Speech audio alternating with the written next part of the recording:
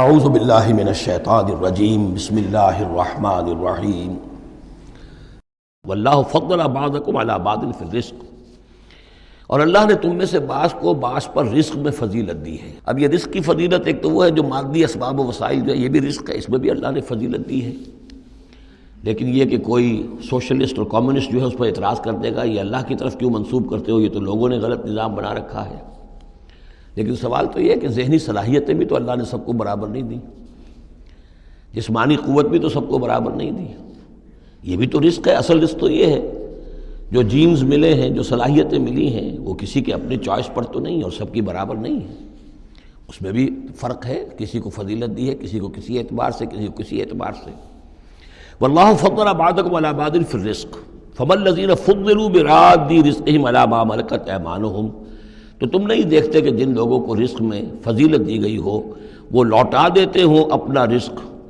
اپنے غلاموں کو، یعنی جو ان کے غلام ہیں ان کو بھی ان کے ساتھ تقسیم کر لیں، ان کو بھی مالک بنا دیں۔ یہ تو نہیں ہوتا، یہ اصل میں نفی کی جا رہی ہے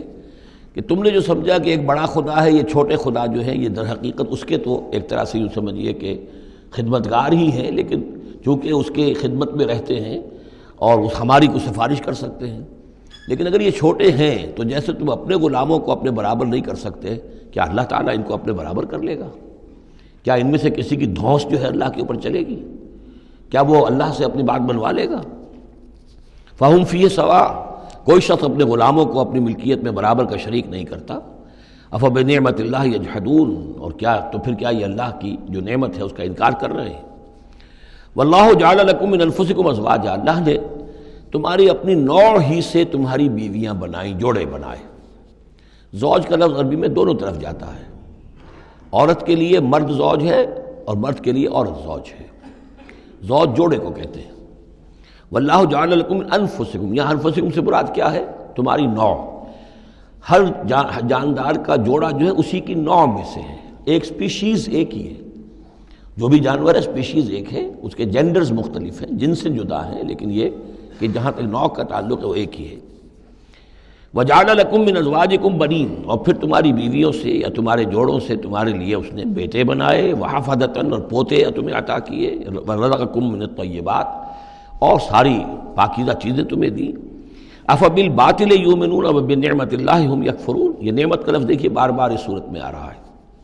تو کیا یہ باطل پر ایمان رکھتے ہیں اور اللہ تعالیٰ کی نعمت کا انکار کرتے ہیں، کفران نعمت کرتے ہیں؟ وَيَعْبُدُونَ مِن دُونِ اللَّهِ مَا لَا يَمْلِكُ لَهُمْ رِزْقًا مِّنَ السَّمَاوَاتِ وَالْأَرْضِ شَيْئًا، اور یہ پوج رہے ہیں اللہ کو چھوڑ کر ان چیزوں کو جنہیں کوئی اختیار نہیں ہے ان کے لیے کسی رزق کا، نہ آسمانوں سے نہ زمین سے۔ وَلَا يَسْتَطِيعُونَ، نہ اس کی قدرت رکھتے ہیں۔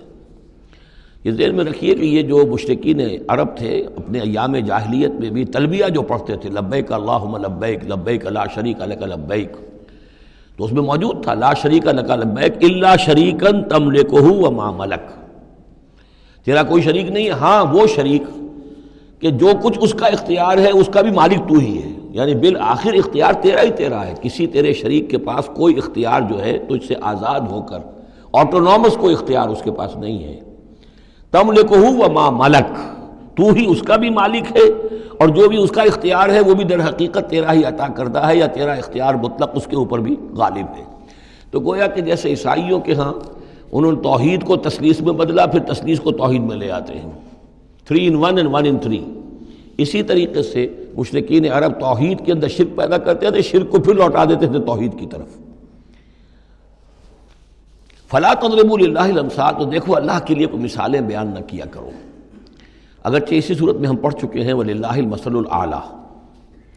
ظاہر بات ہے کہ اللہ تعالیٰ کی ایک ہستی ہے، بہت بلند و بالا ہے، اصولی طور پر تو ہم یہ کہہ سکتے ہیں کہ اللہ کی مثال یا اللہ کی شان بہت بلند ہے، لیکن کوئی مثال بیان نہیں کر سکتے اس کے لیے۔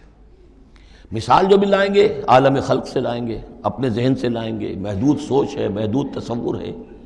ہماری قوت متخیلہ محدود ہے، جو بھی شے لائیں گے اس محدود سے، وہ ظاہر بات ہے کہ اللہ تعالیٰ کی مطلق اور جو ہستی ہے، ایبسولیوٹ ایگزسٹنس جس کی ہے، جس کی ایٹریبیوٹس ایبسولیوٹ ہیں،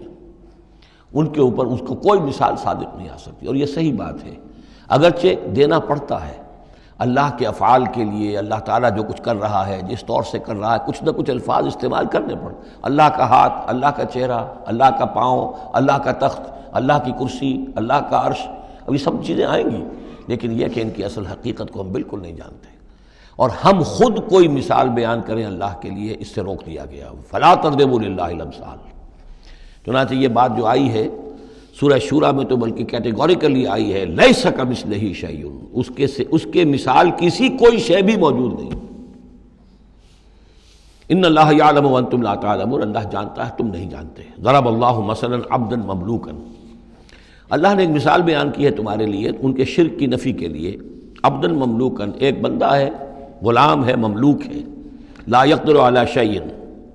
اس کا کوئی اختیار ہے ہی نہیں، کچھ کر ہی نہیں سکتا، ایک وہ بندہ ہے۔ وَمَنْ رَزَقْنَاهُ مِنَّا رِزْقًا حَسَنًا، اور ایک شخص وہ ہے جس کو ہم نے اپنے پاس سے بڑا اچھا رزق دیا ہے، رزق میں مال بھی آ سکتا ہے، علم بھی آ سکتا ہے۔ فَهُوَ يُنْفِقُ مِنْهُ سِرًّا وَجَهْرًا، پھر وہ خرچ کرتا ہے اس میں سے کھلے بھی اور چھپے بھی، یعنی مال بھی خرچ کر رہا ہے، اگر علم دیا ہے تو علم تقسیم کر رہا ہے، لوگوں کو پہنچا رہا ہے، تعلیم دے رہا ہے، تلقین کر رہا ہے، نصیحت کر رہا ہے۔ هل يستوون، کیا یہ برابر ہو جائیں گے؟ الحمدللہ، کل تعریف اور شکر اللہ کے لیے ہے، بل اکثرہم لا یعلمون، لیکن اکثریت جو ہے علم نہیں رکھتی۔ یعنی اللہ کے ایک وہ بندے ہیں کہ جو اس کے کام میں لگے ہوئے ہیں، امر بالمعروف نہی عن المنکر کر رہے ہیں، علم پھیلا رہے ہیں، یا اللہ نے مال دیا ہے تو اس کے دین کے لیے خرچ کر رہے ہیں، یا ابنائے نو میں سے جو لوگ ضرورت مند ہیں، محتاج ہیں، ان کو دے رہے ہیں، اور ایک وہ ہے کہ جس کے ہاتھ میں کچھ ہے ہی نہیں، اختیار ہی نہیں ہے، وہ کچھ کر ہی نہیں سکتا، تو یہ برابر کیسے ہو جائے گا؟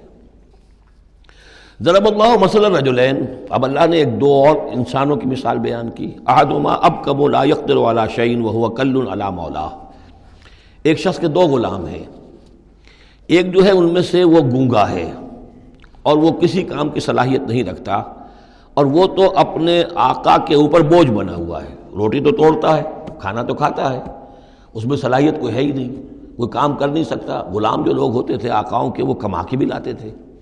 اور ان کی کمائی سے جو ہے وہ لوگ پھر عیش کرتے تھے، لیکن ایک غلام ایسا ہے، نکما ہے، ابکم لا یقدر علی شیء وہو کل علی مولاه اینما یوجہہ لا یأتی بخیر، جہاں کہیں بھی وہ آقا اس کو بھیجتا ہے وہ کوئی خیر لے کر نہیں آتا،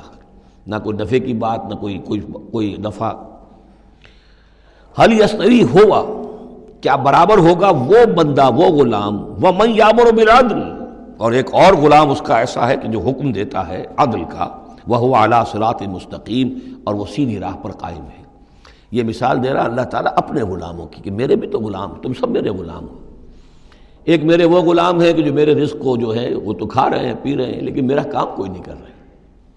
میرے دین کی خدمت کوئی نہیں کر رہے، میری کتاب کی خدمت نہیں کر رہے، میری مخلوق کی خدمت نہیں کر رہے، خدمت خلق نہیں کر رہے، روٹیاں توڑ رہے ہیں، میرے دیے ہوئے رزق میں سے جو ہے وہ کھا پی رہے ہیں، عیش کر رہے ہیں۔ یہ اس غلام کے مانند ہے کہ جو اپنے آقا پر بوجھ بنا ہوا ہے، اور ایک غلام وہ ہے کہ جو اس خدمت میں لگا ہوا ہے، نیکی کا حکم دے رہا ہے، بدی سے روک رہا ہے، دین کی خدمت میں لگا ہوا ہے، دین کو قائم کرنے کی جد و جہد میں تن من دھن لگا رہا ہے۔ وَهُوَ عَلَىٰ صِرَاطٍ مُسْتَقِيمٍ وَلِلَّهِ غَيْبُ السَّمَاوَاتِ وَالْأَرْضِ، آسمانوں اور زمین کے سارے بھید، ساری کھلی باتیں، ساری چھپی باتیں اللہ ہی کے لیے ہیں۔ وَمَا أَمْرُ السَّاعَةِ إِلَّا كَلَمْحِ الْبَصَرِ، اور قیامت کا معاملہ تو بس ایسے ہوگا جیسے ایک نگاہ کا لپک جانا، اچانک آ جائے، او ہوا اقرب، یا شاید وہ اس سے بھی قریب تر ہو۔ ان اللہ علی کل شیء قدیر، یقیناً اللہ تعالیٰ ہر چیز پر قادر ہے۔ صدق اللہ العظیم۔